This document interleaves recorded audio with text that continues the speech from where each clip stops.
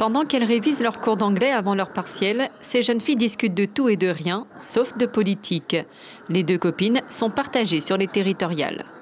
C'est important de savoir qui on va mettre au pouvoir, de regarder aussi leur programme parce que forcément ça va beaucoup jouer sur notre avenir. Lorsqu'il y avait les élections l'année dernière, j'étais plus investie par rapport à ça, mais là cette année je ne me suis pas forcément intéressée.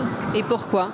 Je sais pas trop, ça m'a pas. Enfin, je sais que c'est important, mais ça m'a pas vraiment touchée. Quand bien même on s'intéresse de plus près à cette élection, difficile parfois de faire son choix seul.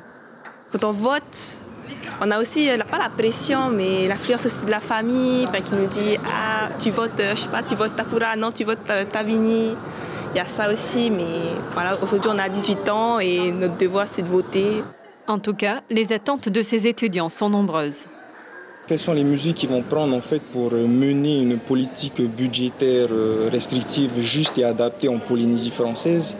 Parce qu'on sait déjà que les petites étoiles sont surtaxées avec divers taxes, TVA sociale, la TVA, la TDL, la TVA. La cause environnementale est importante pour notre avenir. Ça va toucher notre Fénois, il y a des dangers à venir au niveau du réchauffement climatique, des choses comme ça. Donc je trouve que c'est important aussi de mettre en place des mesures comme ça. Par conviction ou par devoir, ces jeunes électeurs se rendront aux urnes le 30 avril prochain, car ils en sont conscients, ce sont eux les premiers concernés par la politique de demain en Polynésie.